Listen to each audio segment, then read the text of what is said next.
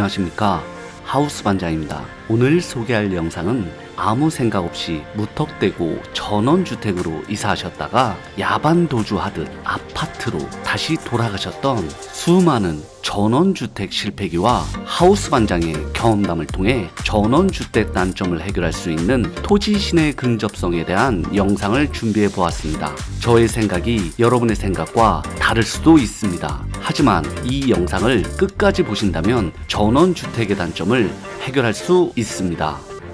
전원주택의 벌레와 동물의 출몰은 도시로부터 외진 곳일수록 빈번하게 출몰할 수밖에 없는 자연스러운 현상이며 우리 모두가 알고 있는 기본 상식입니다. 어떻게 보면 자연 속 곤충과 동물의 소굴로 인간이 들어가 얹혀 사는 건데, 주변 풍경과 건축 디자인에 반해서 무턱대고 산골 깊숙한 전원주택으로 들어가게 되면 평소 보지도 못했던 벌레와 동물들의 이슈는 수반될 수밖에 없는 문제이기도 합니다. 이러한 문제는 경제력으로 해결될 수 있는 문제도 아니기 때문에 만일 건축주 혹은 가족 중 벌레나 동물 출몰에 대한 거부감이 심하다면 더욱더 집의 위치와 신의 근접성에 대해 심각하게 고민해 보셔야 합니다. 대체로 벌레와 동물에 대한 불만이 많은 경우는 이렇게 가족들에 대한 충분한 고려를 하지 않고 외형적인 전원주택을 선택했기 때문에 실패할 수밖에 없는 것입니다. 일반적으로 시내와 인접한 전원주택에 거주하고 계신 분들과 산속 깊은 전원주택에서 거주하시는 분들의 벌레와 동물 출몰에 대한 스트레스는 극명하게 차이가 있는 편입니다. 다음은 배달 음식 주문에 대한 불편함의 해소입니다. 시내권과 인접한 전원주택을 선택하면 배달 음식 주문에 대한 불편함도 해결됩니다. 시내와 멀리 떨어진 전원주택은 거리 및 배달 소요 시간으로 인해 사실상 배달 음식 주문이 불가능합니다. 그나마 겨우 배달을 요청하더라도 일반 시내권 대비 많게는 2배에서 5배 정도 추가 배달비를 요청하거나 배달 시간도 지연되기 때문에 현실적으로 배달 음식 주문은 불가능하다고 봐야 합니다.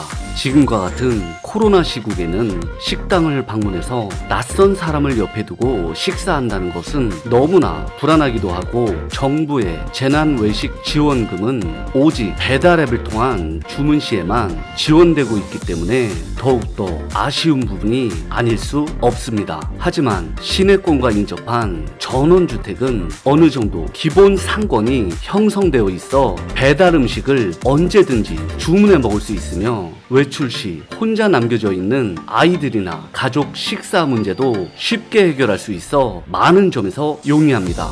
시내권과 인접한 전원주택은 대중교통 및 문화, 쇼핑, 의료시설에 대한 불편함도 해결할 수 있습니다. 하우스 반장은 자가용을 통한 이동 제약이 없지만 만일 제가 부재 중일 때에는 남은 가족들이 부득이하게 대중교통을 이용해야 하기 때문에 시내권과 최대한 인접한 토지를 구입했습니다. 1시간에 서너 대의 시내버스가 운영되는 버스 정류장이 도보 5분 거리에 있으며 택시 이용 시 7,000원 내외로 시내 이동이 가능한 곳에 토지를 매입해 전원주택을 시공했습니다.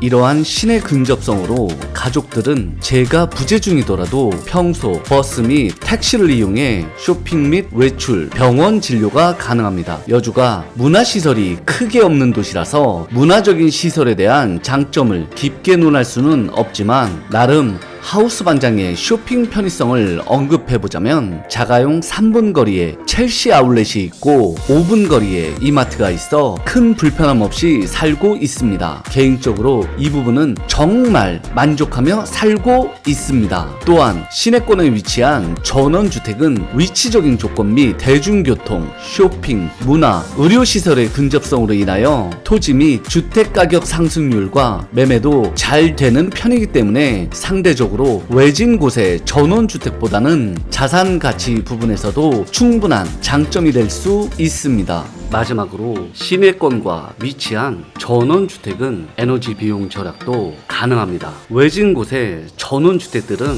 대체로 도시가스와 수돗물 공급이 원활하지 않기 때문에 LPG 및 지하수를 사용하는 경우가 많습니다. 하지만 LPG는 도시가스 대비 단가 변동률이 작고 지하수는 수질 상태에 따라 세탁 시 세탁이 잘 안 되거나 인근 유해 시설에 의해 식수 사용 시 유해 물질이 체내에 축적될 수 있어 주의가 필요합니다. 또한 한여름 폭염 속 가뭄이 발생되면 제한된 식수 공급으로 인하여 기본적인 생활 유지마저도 어려울 수 있습니다. 따라서 가급적 도시가스 및 수돗물 공급이 원활한 시내권과 인접한 위치의 전원주택을 추천드립니다. 참고적으로 전원주택 난방비에 대한 불만을 토로하시는 분들이 많은 편인데, 이러한 문제는 전원주택에 대한 단점이라기보다도 시공업자가 정부 기준의 단열 시공을 미준수하거나 자재를 속여 건축해 발생되는 문제로서 제대로 된 시공만 한다면 발생되지 않는 문제이기도 합니다. 하우스 반장의 경우 어머님이 항상 집에 계셔서 겨울철 실내 온도를 상시 30도로 유지해도 도시가스 비용이 대략 15만원에서 18만원 정도만 납부해 왔습니다. 기존에 거주했던 주택에서는 평소 35만원 내외로 납부했었습니다. 추후 단열에 대한 영상도 업로드하도록 하겠습니다. 지금까지 전원주택 실패 원인과 토지 시내 근접성에 대해 알아보았습니다. 지금도 어떤 분들은 전원주택의 단점만 언급하고 계시겠지만 장점도 많기 때문에 매년 전원주택 수요는 끊임없이 늘고 있습니다. 분명한 것은 전원주택은 아무 준비 없이 즉흥적인 선택을 하거나 단순한 상상과 기대감만으로 결정해버린다면 앞서 언급한 바와 같이 야반도주하듯 아파트로 다시 이사를 고민하게 되실지도 모릅니다. 하지만 하우스 반장이 조언해드리는 이 영상처럼 전원주택의 단점을 극복할 수 있는 충분한 고민과 보완책을 고려해 준비한다면 가족 모두를 위한 편한 휴식 공간으로 만들 수도 있다는 점을 반드시 기억해 두시기 바랍니다. 이 영상이 도움이 되셨다면 구독, 좋아요 부탁드립니다. 감사합니다.